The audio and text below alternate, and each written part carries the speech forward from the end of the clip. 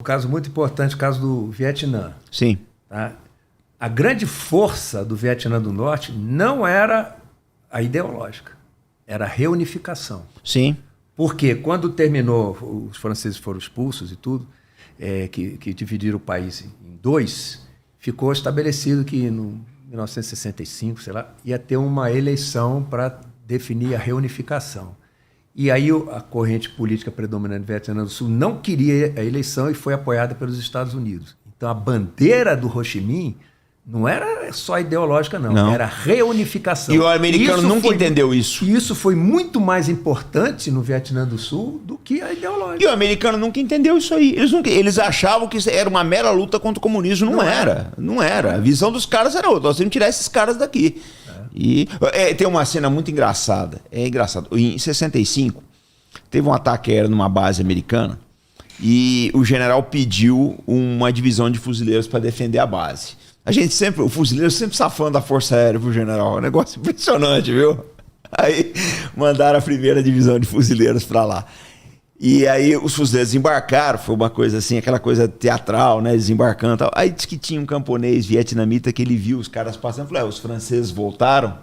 Quer dizer, na cabeça deles era tudo a mesma coisa. Então isso é muito importante, né? Esse sentimento de libertação. E olha, o nacionalismo, hoje em dia eu já não sei se é verdade, mas meu pai sempre disse, meu filho, o nacionalismo é muito mais importante do que ideologia.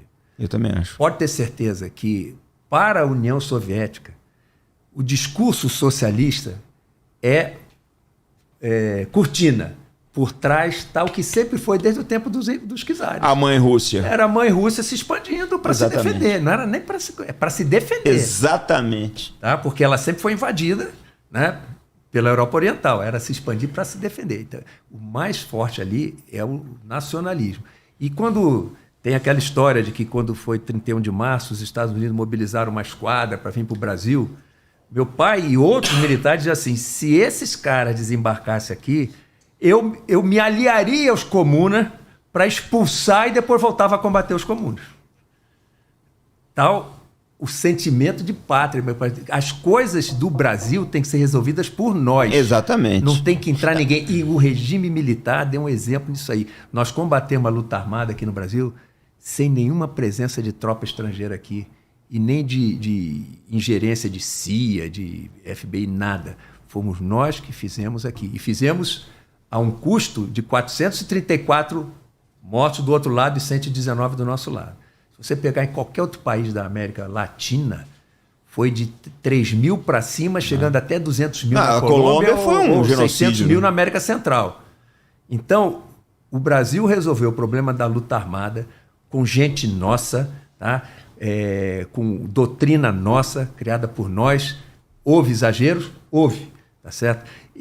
Mas se você for ver o resultado, 434 mortos no caso da luta armada. Aí eu pergunto, quando eu comparo assim, se foram 200 mil mortos na Colômbia, né, e 12 anos, às vezes 20 anos, 50 anos de conflito, como foi na Colômbia. Sim, 50 anos. Aí eu pergunto para quem está nos assistindo, você gostaria que seu pai, seu avô, seu irmão tivessem sido convocados lá em 68, 72 para combater uma guerrilha? Porque quem combateu foi só o pessoal militar profissional. Nem recruta ia.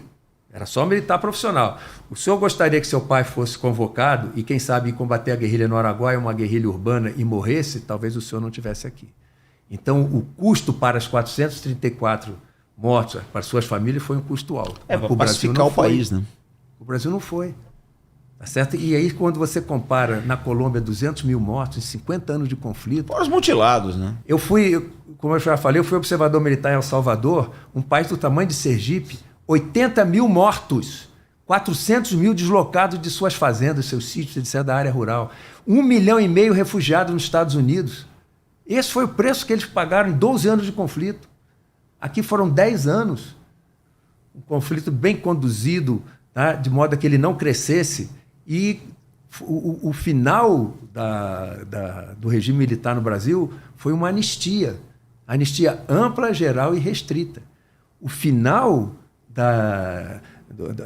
das guerras revolucionárias nos países onde o socialismo triunfou foi paredão. foi um banho de sangue. Onde o socialismo triunfou, foi um banho de sangue. Cuba, União Soviética, China,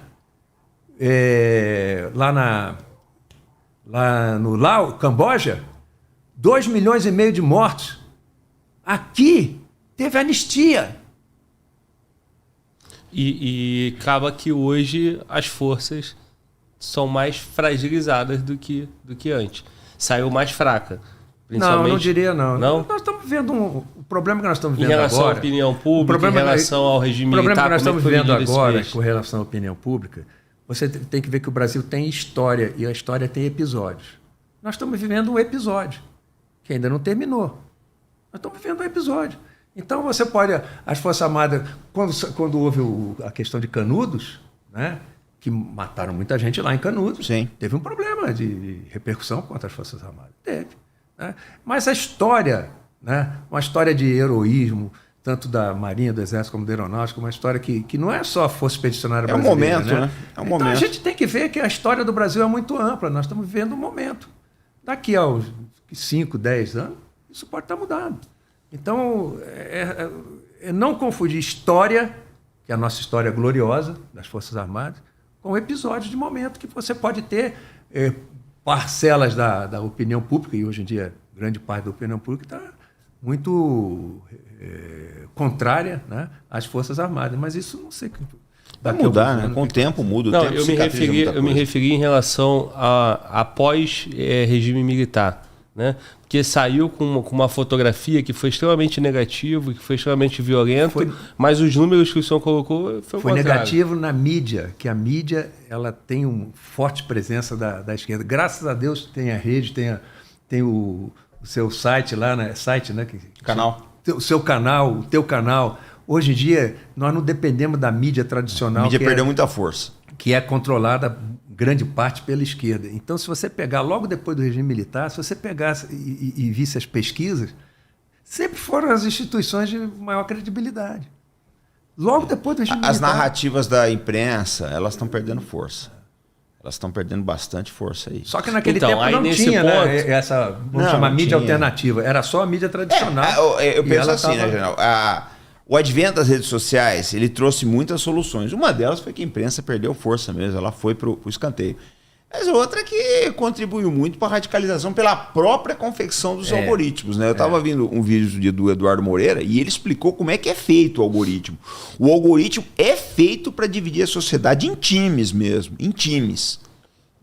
Eu vejo o seguinte, o Arte da Guerra ele é muito prejudicado na audiência, porque a gente não estimula a briga de torcidas. A gente estimula o debate ali. Então dá muito problema. A gente estimula a conversa, o diálogo nacional.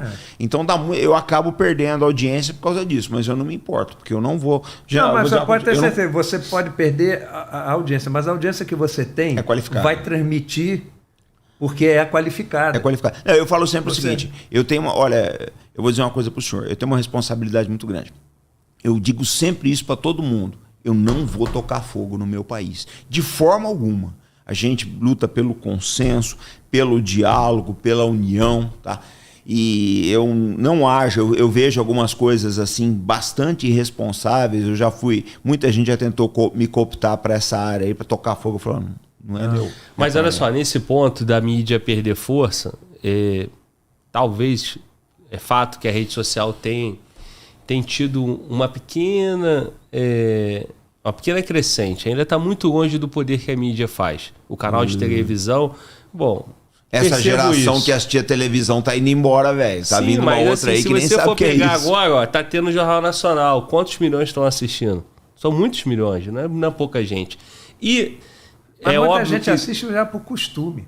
Sim, porque quer saber a notícia. Como é mais rápido, vai no Jornal Nacional, você vai saber a notícia. Então, só que o Jornal Nacional só tá aquele horário. As redes sociais estão 24 horas, meu amigo. Não, sim, eu entendo. E tanto isso, o que comprova que de fato eles estão perdendo espaço, é esse movimento atual contra a comunicação nas redes sociais. Isso. Essa comunicação não tradicional, né? A perseguição. Então, aí eu queria pegar com vocês, até para a gente também ir para outra pauta, esse movimento tão recente, né? O PT avisou que faria isso, né? a campanha do Lula dizia que ia regular as mídias, né? E foi vencedora nas urnas lá e tal. Então eles chegaram com muita força. Primeiro ano é o ano já de botar o pé na mesa, a pé na porta. E aí já veio logo com esse projeto que é um projeto que já estava lá, né? A gente sabe disso, é de 2020, mas foi modificado e tal. A relatoria do... Como é que é o nome do rapaz lá? Do PS... Esqueci o nome dele. PCdoB? Orlando Silva. E aí totalmente alinhado, né? Então é um projeto para passar e que essa mídia que o Fagnalli citou que perdeu força é uma grande patrocinadora disso aí. Então, o que vocês estão achando disso aí? Os caras estão chegando com o pé na porta para realmente calar essa exponência da rede social? Vai falar aí. O problema da regulação, às vezes a gente fica com a palavra toma uma importância tão grande, regulação. Tudo na vida pode ser regulado. Tudo na vida pode ser regulado. O problema é o que você quer com a regulação e como você vai fazer. O que a regulação não é problema. O como vai ser regulado é que é o problema. Com que finalidade e que vai ser feito. Tá? Então, sinceramente, eu não tenho assim um conhecimento de como possa haver uma regulação, porque como é que você vai regular a televisão? Como é que você vai regular o jornal? Como é que você vai regular você, o outro? Eu acho isso difícil. O que eu acho que tinha que funcionar era a justiça. Então, no momento que você se sentiu atingido, você entrasse na justiça e aquela justiça desse uma solução rápida. Entendeu? Aquele que foi prejudicado, houve uma fake news, a fake news me prejudicou, eu entro na justiça contra quem passou aquilo ali. Não foi eu repassei. Então vai ter que chegar em quem criou. Mas tinha que ser coisa rápida. Agora, isso é fácil de fazer. Como evitar, né, digamos assim, que isso vire uma censura? Né? Porque outra coisa, não pode censurar. Pelo amor de Deus, como não pode censurar?